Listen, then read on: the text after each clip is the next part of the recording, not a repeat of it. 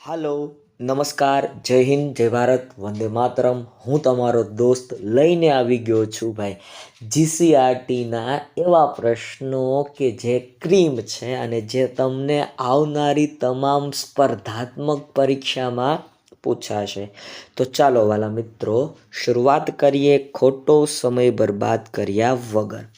ભારતમાં સૌ પ્રથમ કયા વિદેશી વેપાર કરવા આવ્યા હતા? તો યસ, તમે બધા જાણો છો કે ભારતમાં સૌ પ્રથમ પોર્ટુગીઝો અથવા તો ફિરંગીઓ જેને કહેવામાં આવે છે, એ લોકો ફર્સ્ટ ટાઈમ વિદેશી પ્રજાતિ છે કે વેપાર કરવા માટે આવી હતી. કયો દિવસ શહીદ દિન તરીકે ઉજવાય છે? તો વાલા મિત્રો, શહીદ દિન તરીકે 30 જાન્યુઆરીનો દિવસ ઉજવાય છે.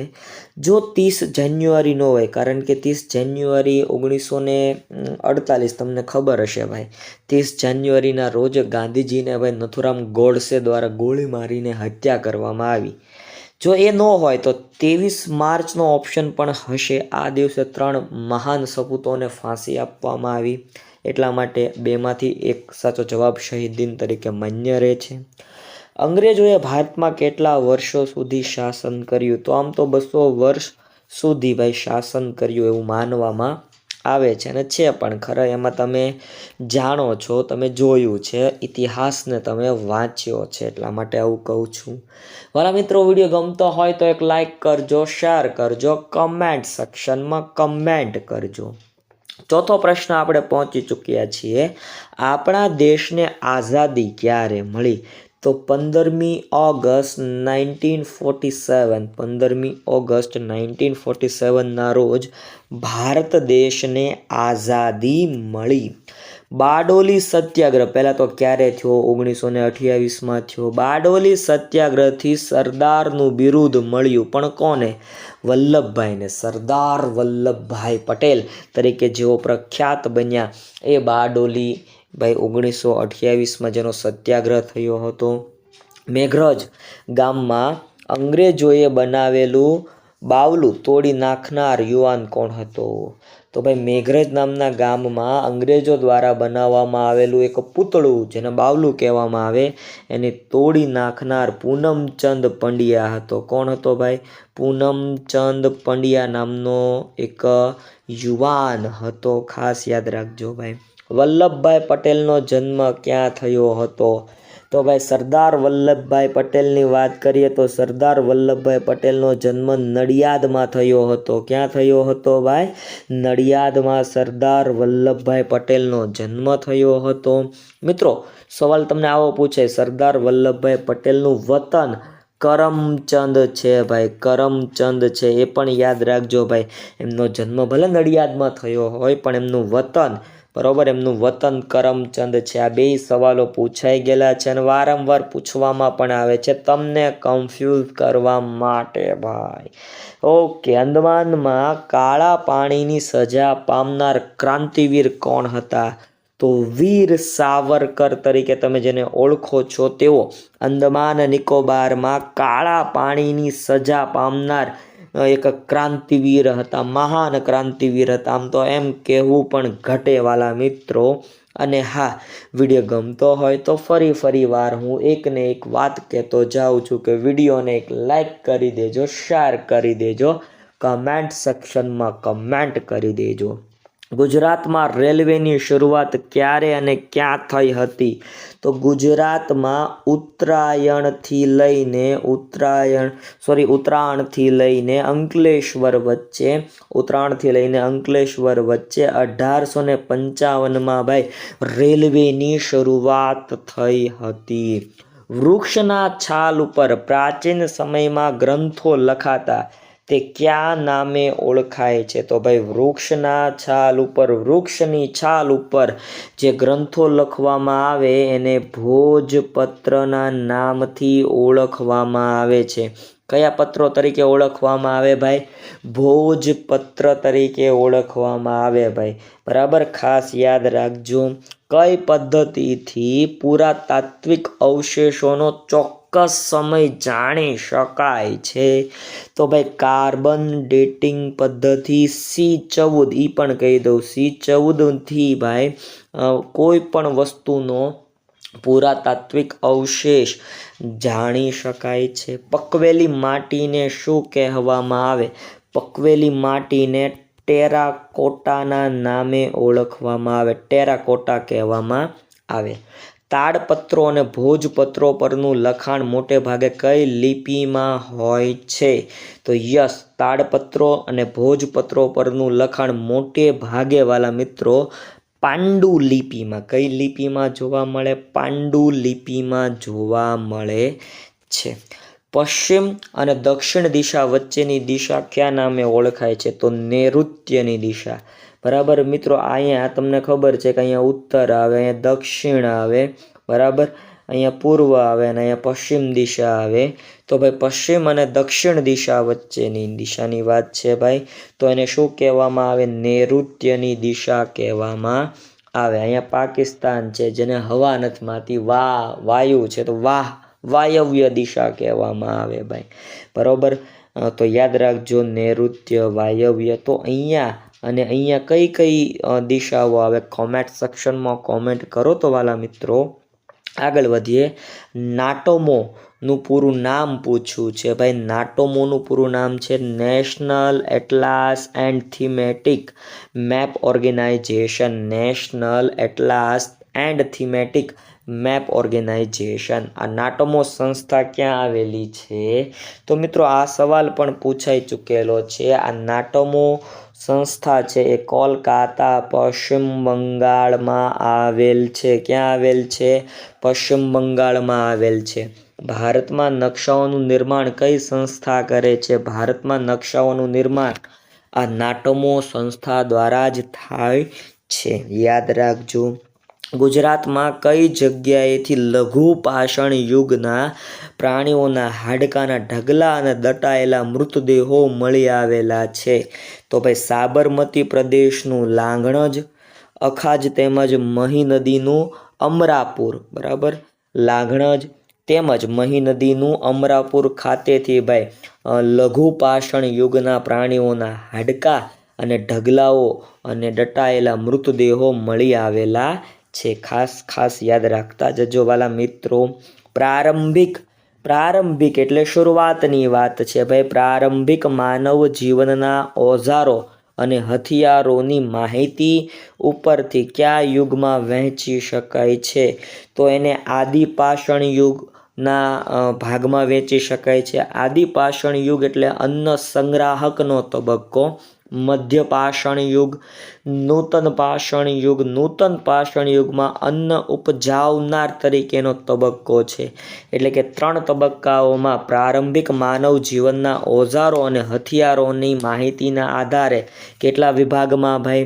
તો 3 ભાગમાં વહેંચી શકાય છે. આદિપાષાણ યુગ, મધ્ય પાષાણ યુગ અને નૂતન પાષાણ યુગ. આગળ વધીએ. આદિમાનવોએ દોરેલા ચિત્રો મોટે ભાગે જાણીતી ભીમબેટકાની ગુફાઓ કયા રાજ્યોમાં આવેલી છે? ભાઈ આદિમાનવોના દોરેલા ચિત્રો ભીમબેટકામાં આવેલા છે. અને આ ભીમબેટકાની ગુફાઓ ક્યાં આવેલી છે? ઇનડાયરેક્ટલી આવો સવાલ છે. તો ભીમબેટકાની ગુફાઓ મધ્યપ્રદેશમાં આવેલી છે. નર્મદાની ખીણ પ્રદેશ વિસ્તારમાં આ ભાઈ આવેલી છે ભીમબેટકાની ગુફાઓ મધ્યપ્રદેશમાં.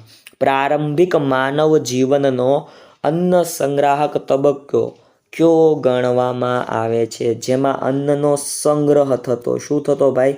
સંગ્રહ. અને આ તબક્કો છે ભાઈ આદિપાષાણ યુગ. કયો ભાઈ? આદિપાષાણ યુગ.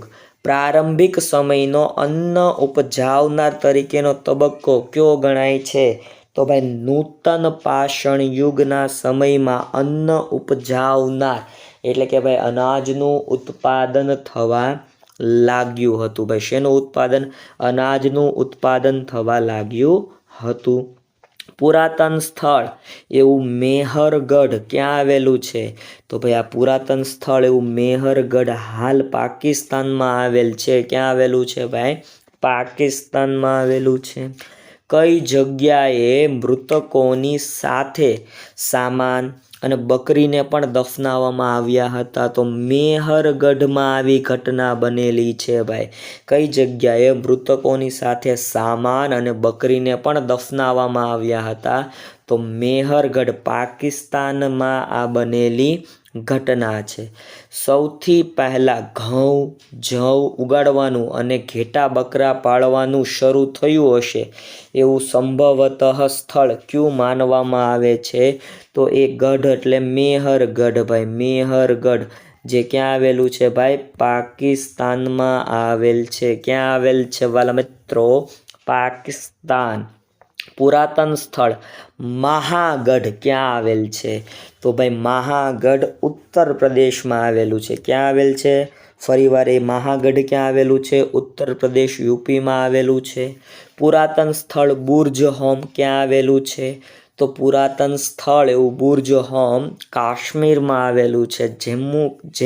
જમ્મુ કાશ્મીરમાં આવેલું છે. એ પણ એક યાદ રાખવા જેવી બાબત કહી શકાય. તમારા માટે પ્રશ્ન પૂછાય. પુરાતન સ્થળ એવું મહાગઢ તો ઉત્તર પ્રદેશ, મહેરગઢ તો પાકિસ્તાન. ત્યારબાદ પુરાતન સ્થળ ચિરાદ. ચિરાદ ક્યાં આવેલું છે ભાઈ? તો ચિરાદ છે ને, ચિરાદ એ બિહારમાં આવેલું છે. ક્યાં આવેલું છે ભાઈ? બિહારમાં આવેલ છે. ખાસ યાદ રાખજો. પુરાતન સ્થળ એવું હુલ્લર, બરાબર, એવું હુલ્લર ક્યાં આવેલ છે? તો એપી આંધ્રપ્રદેશમાં આવેલું છે. આગળ વધીએ. માનવ વસવાટની શરૂઆત આશરે કેટલા વર્ષ પહેલાં થયેલ માનવામાં આવે છે? તો 12,000 વર્ષ પહેલાં માનવ વસવાટની શરૂઆત થઈ હોવાની માન્યતા જોવા મળે છે.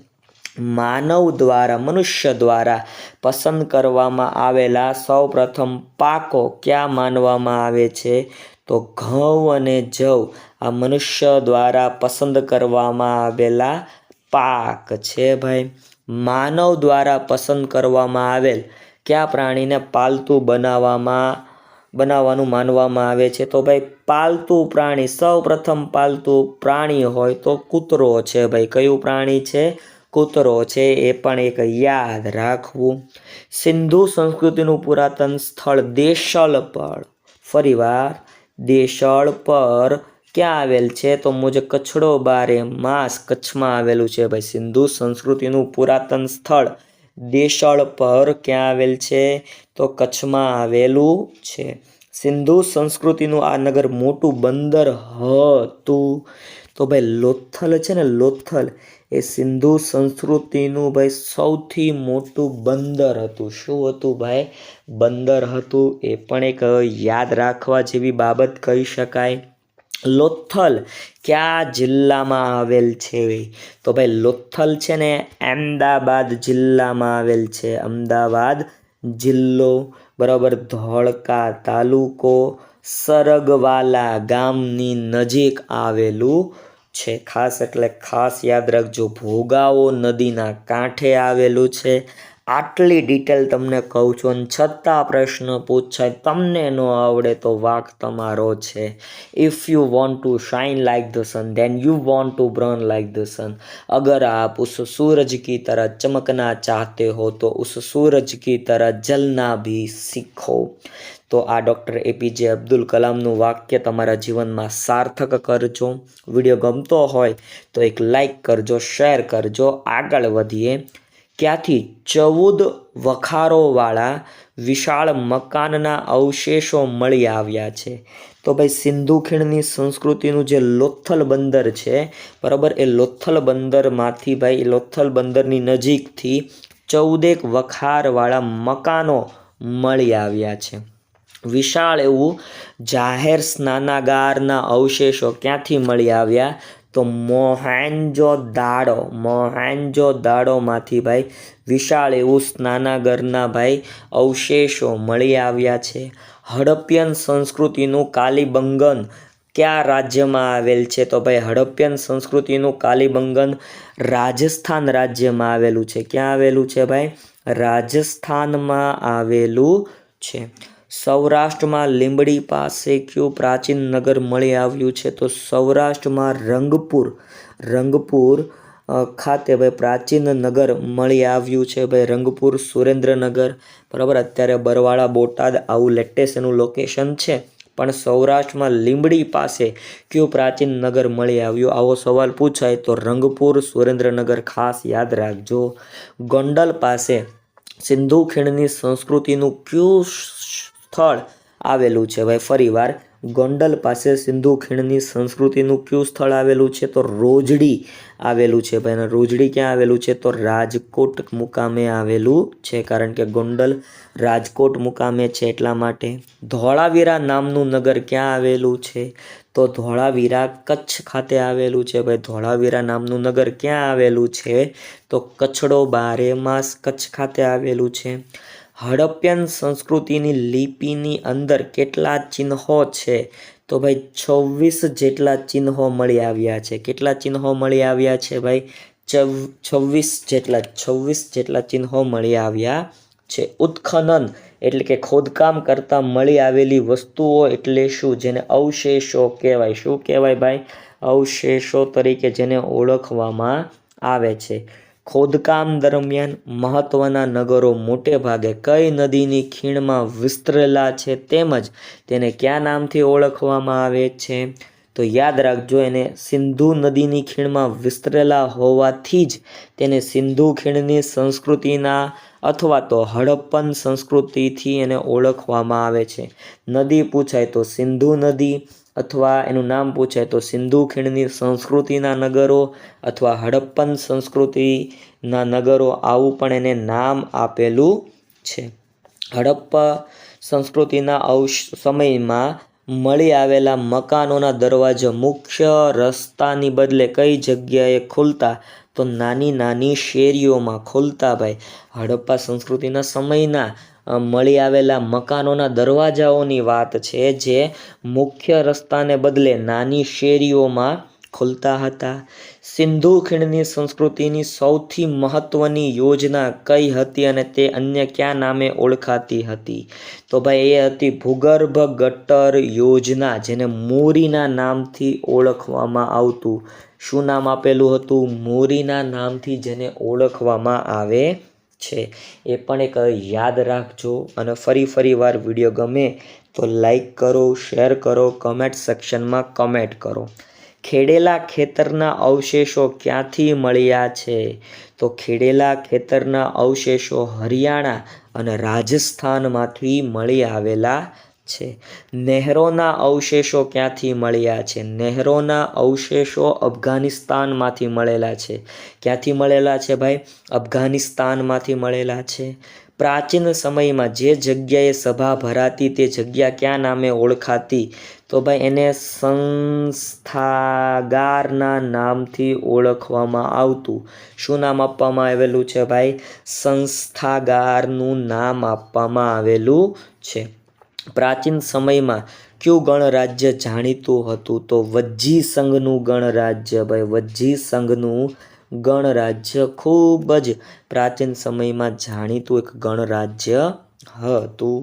પ્રાચીન સમયમાં મગધની રાજધાની કઈ હતી? તો ભાઈ શરૂમાં એટલે કે પહેલાં મગધની રાજધાની રાજગૃહ એટલે કે રાજવીર હતી, અને પછી પાટલીપુત્ર એટલે કે પટના, બરાબર, પટણા અથવા તો પટના તમે જેને અત્યારે લેટેસ્ટ ઓળખો છો એ હતી ભાઈ. ખાસ યાદ રાખજો, મગધની રાજધાની પહેલાં રાજગૃહ હતી અને પછી પાટલીપુત્ર પટના બની. ઈસવીસન પૂર્વે 7મી કે 6ઠી સદીમાં ઉત્તર ભારતમાં કેટલા મહાજનપદો હતા? તો 16 જેટલા મહાજનપદો હતા. કેટલા મહાજનપદ હતા? 16 જેટલા મહાજનપદો હતા, બરાબર. ખાસ યાદ રાખજો ભાઈ. વજ્જી સંઘ ગણરાજ્યનું મુખ્ય સ્થાન કયું હતું? તો ભાઈ વજ્જી સંઘ ગણરાજ્યનું મુખ્ય સ્થાન વૈશાલી હતું. કયું હતું ભાઈ? વૈશાલી હતું. ખાસ યાદ રાખજો ભાઈ. સંસ્થાગારમાં ભરાતી સભામાં કોઈ પણ દરખાસ્ત મંજૂર કરવા માટે કેટલી વાર રજૂ કરવામાં આવતી? તો 3 વાર. કેટલી વાર રજૂ કરવામાં આવતી ભાઈ? 3 વાર રજૂ કરવામાં આવતી હતી. ખાસ યાદ રાખજો ભાઈ. ભારતના પ્રાચીન સમયના ગણરાજ્યોના રાજ્ય વહીવટનું સંચાલન કઈ સંસ્થા દ્વારા કરવામાં આવતું હતું? તો ભાઈ સભા શેના દ્વારા કરવામાં આવતું હતું? સભા દ્વારા ભાઈ ભારતના પ્રાચીન સમયના ગણરાજ્યોના રાજ્ય વહીવટનું સંચાલન સભા દ્વારા કરવામાં આવતું હતું. ચિત્રાંકન કરેલ પાત્રને શું કહે છે?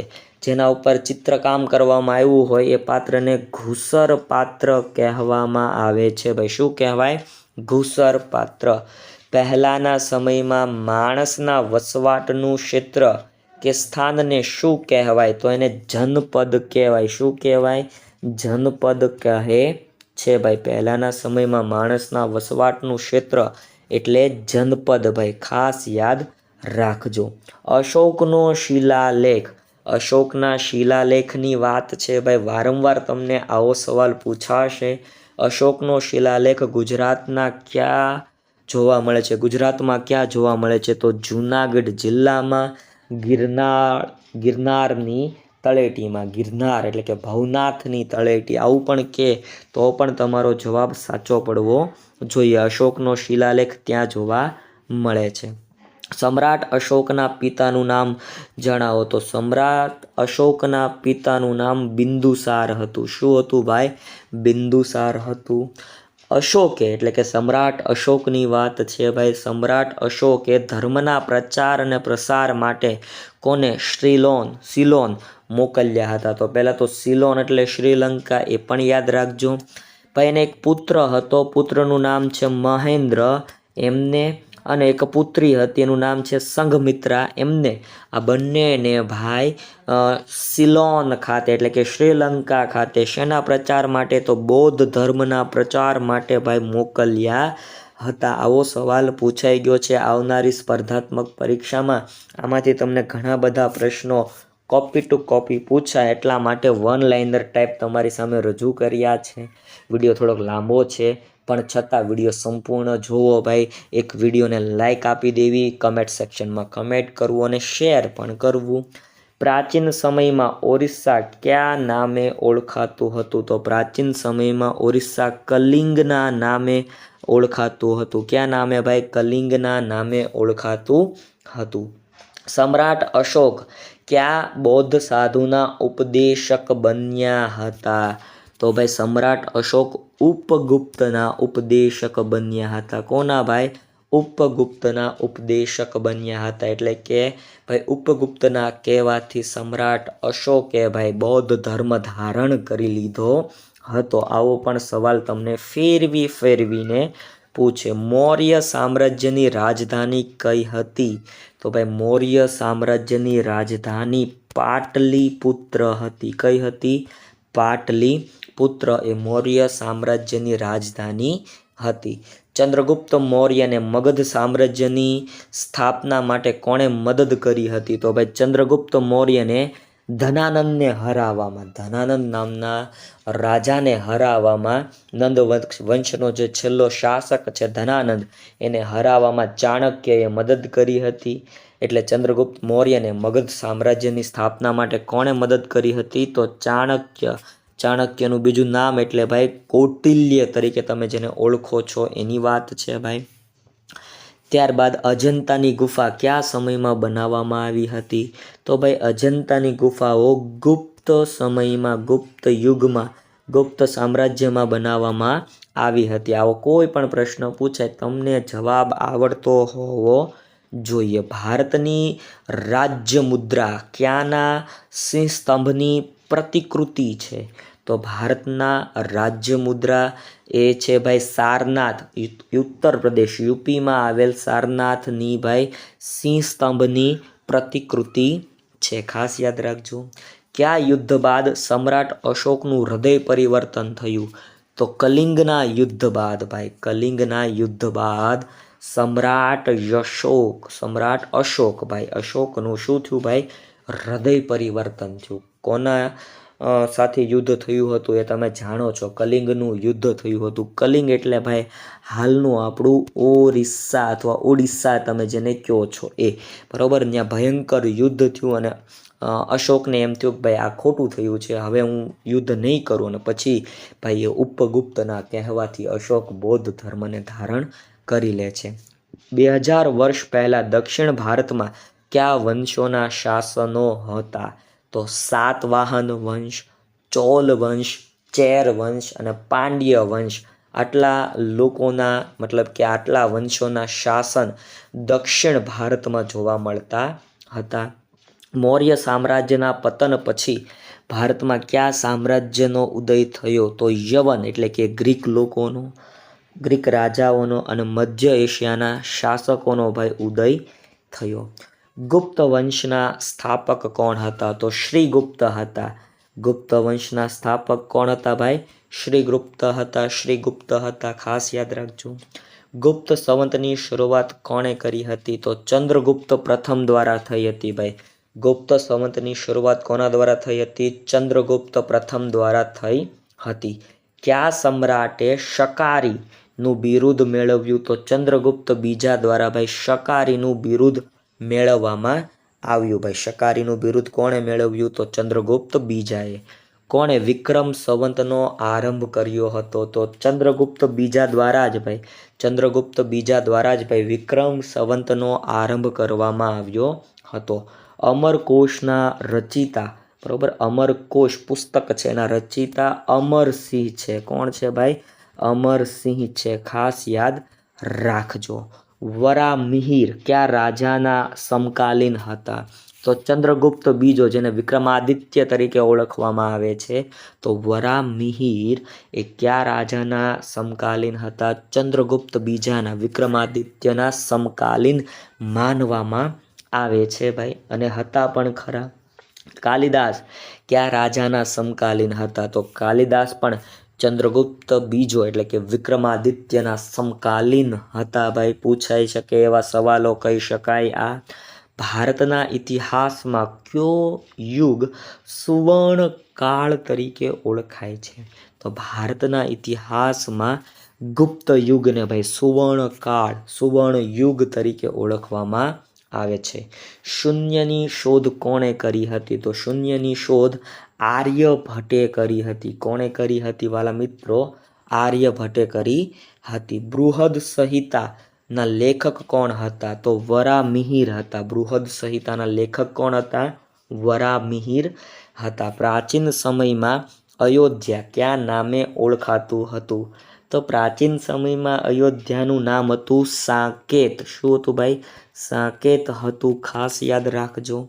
કયો રાજા કવિરાજ તરીકે ઓળખાતો હતો? તો સમુદ્રગુપ્તને. સમુદ્રગુપ્તને કવિરાજના બિરુદથી પણ ઓળખવામાં આવે છે. ગુપ્ત યુગનો લોહ સ્તંભ, જેને 1600 વર્ષ થયા છતાં કાટ લાગ્યો નથી, તે કયા નામે ઓળખાય છે? તો ક્યાં આવેલો છે? તો દિલ્હી પાસે મહરૌલી ખાતે આ ગુપ્ત યુગનો 1600 વર્ષ જૂનો લોહ સ્તંભ આવેલો છે. સંસ્કૃત સાહિત્ય માટેનો સુવર્ણ કાળ કયો ગણાય છે? તો સંસ્કૃત સાહિત્ય માટેનો સુવર્ણ કાળ ગુપ્ત યુગ છે. વાઘભટ્ટ કયા ક્ષેત્ર સાથે સંકળાયેલા હતા? તો ભાઈ આયુર્વેદ સાથે. વાઘભટ્ટ કયા ક્ષેત્ર સાથે સંકળાયેલા છે? આયુર્વેદ સાથે. સમગ્ર ગુપ્ત સામ્રાજ્યના વિવિધ ભાગો પાડવામાં આવ્યા હતા. આ વિભાગ કયા નામે ઓળખાતા હતા? તો આ વિભાગ પ્રાંતના નામે ઓળખાતા હતા. કયા નામે? પ્રાંતના નામે. ગુપ્ત સામ્રાજ્યમાં જિલ્લો કયા નામે ઓળખાતો હતો? તો વિષયના નામે જિલ્લો ઓળખાતો હતો. એ પણ યાદ રાખજો ભાઈ. સમ્રાટ અશોકે પોતાના પુત્ર અને પુત્રીને ધર્મના પ્રચાર માટે કયા દેશમાં મોકલ્યા? તો શ્રીલંકા સાથે. મહેન્દ્ર અને સંઘમિત્રા, તમને ખબર છે, મહેન્દ્ર અને સંઘમિત્રાને શ્રીલંકા સિલોન ખાતે મોકલ્યા. કયા ચીની પ્રવાસીની નોંધપોથીમાં ચંદ્રગુપ્ત બીજાનો ઉલ્લેખ થયેલો છે? તો ફાહિયાનની ભાઈ. ફાહિયાનની નોંધપોથીમાં ચંદ્રગુપ્ત બીજાનો ઉલ્લેખ જોવા મળે છે. ગુપ્તકાળ દરમિયાન રાજ્યનું સૌથી નાનું વહીવટી એકમ કયું ગણાતું હતું? તો ગ્રામ્ય. સૌથી નાનું એકમ કયું ગણાતું હતું ભાઈ? ગ્રામ્ય ગણાતું હતું. અજંતા ઇલોરાની વાત છે. અજંતાના ભવ્ય શિલ્પો કયા સમયગાળા દરમિયાન બનાવવામાં આવ્યા હતા? તો ભાઈ અજંતાના જે શિલ્પો છે એ ગુપ્તકાળ, બરોબર, કયા કાળ દરમિયાન? ગુપ્તકાળ દરમિયાન બનાવવામાં આવ્યા હતા. ગુપ્ત કાળ દરમિયાન ગ્રામનો વડો શું કહેવાતો? ભાઈ એને ગ્રામાધ્યક્ષ કહેવામાં આવતું. શું કહેવામાં આવતું ભાઈ? ગ્રામાધ્યક્ષ તરીકે એને ઓળખવામાં આવતું હતું. શક ક્ષત્રપ વંશના રાજ્યનો અંત કયા રાજાથી આવ્યો? તો ચંદ્રગુપ્ત બીજાથી આવ્યો. ક્યાંથી આવ્યો ભાઈ? ચંદ્રગુપ્ત બીજાથી આવ્યો. કયો સમ્રાટ સંગીત પ્રેમી હતો? સમુદ્રગુપ્ત ભાઈ સંગીત પ્રેમી રાજા હતો, એટલે જ એને કવિરાજનું બિરુદ પણ મળેલું છે ભાઈ. પુલકેશી બીજાના સમયમાં કઈ કઈ ગુફાઓનું નિર્માણ પામ્યું? તો વાતાપી અને ધારાપુરની ગુફાઓનું નિર્માણ પુલકેશી બીજાના સમયમાં પામ્યું હતું. ગુફાઓનું નિર્માણ કરાવ્યું હતું વાતાપી અને ધારાપુર. હાલનું આસામ પ્રાચીન સમયમાં કયા નામથી ઓળખાતું? તો કામરૂપ પ્રદેશના નામથી ઓળખાતું હતું. હર્ષવર્ધન કયા સ્થળે દર 5 વર્ષે મોટી ધર્મ પરિષદ અને દાન મહોત્સવનું આયોજન કરતો?